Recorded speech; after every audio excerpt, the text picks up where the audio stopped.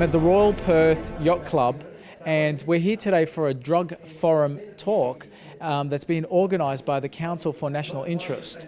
There's a few key speakers here, from medical academics to other people that have just been involved in this for many years, and they're using their personal experience to help others in the community. The Council for the National Interest is involved with the Family Council of WA, and the Family Council of WA represents about 24 different action groups. And they asked the CNI people to put on a forum about drugs, because the Family Council is most concerned with the effect of drugs in our society.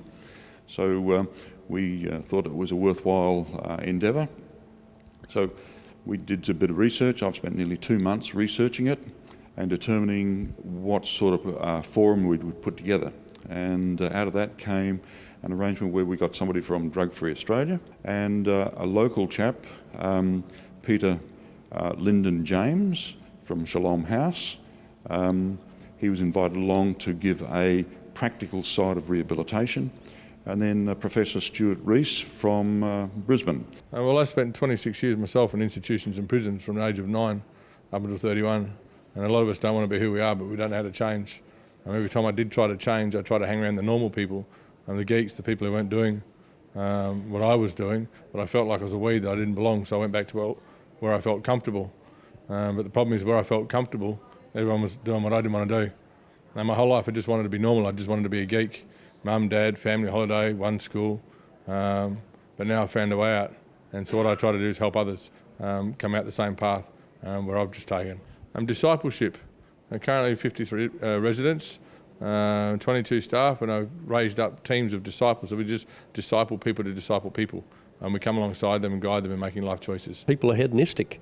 If they find something which is cheap enough and gives them a high, then and they can do that without impunity, perhaps once a month. Then if you can do it once a month, why not once a week? And if you can do it once a week, why not twice a week? And if you can do it twice a week, why not every day? And so it goes on and on. And so, yeah, that's just the nature of people.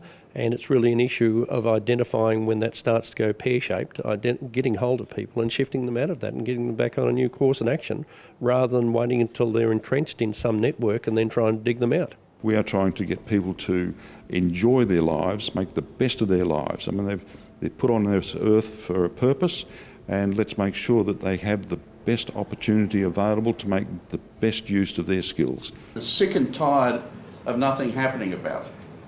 And that's why we're here. Your behaviour, how you affect other people, how you hurt other people, how you destroy your own reputation and impact on your family. It's just dreadful. Every one person addicted, hurts 4 to 6 people around about them. And they don't want to. They don't mean to. So somewhere along the line, somebody's got to wake up and say, I got a problem, I need some help, and go and get it. And with cannabis emerging as a major industry now in America, they're talking about big cannabis in the same way they used to talk about big tobacco.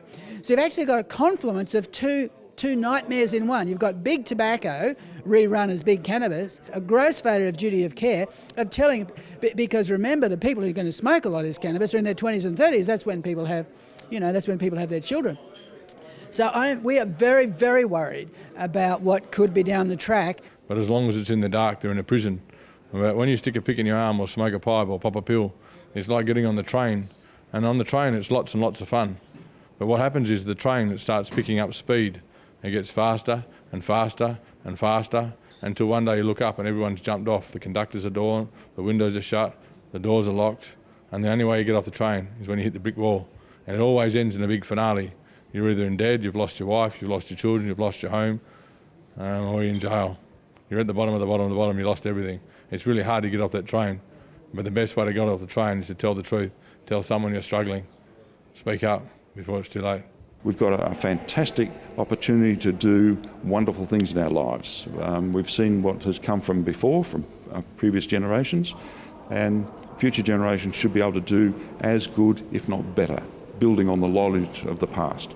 So somewhere along the line, somebody's got to wake up and say, I got a problem, I need some help, and go and get it.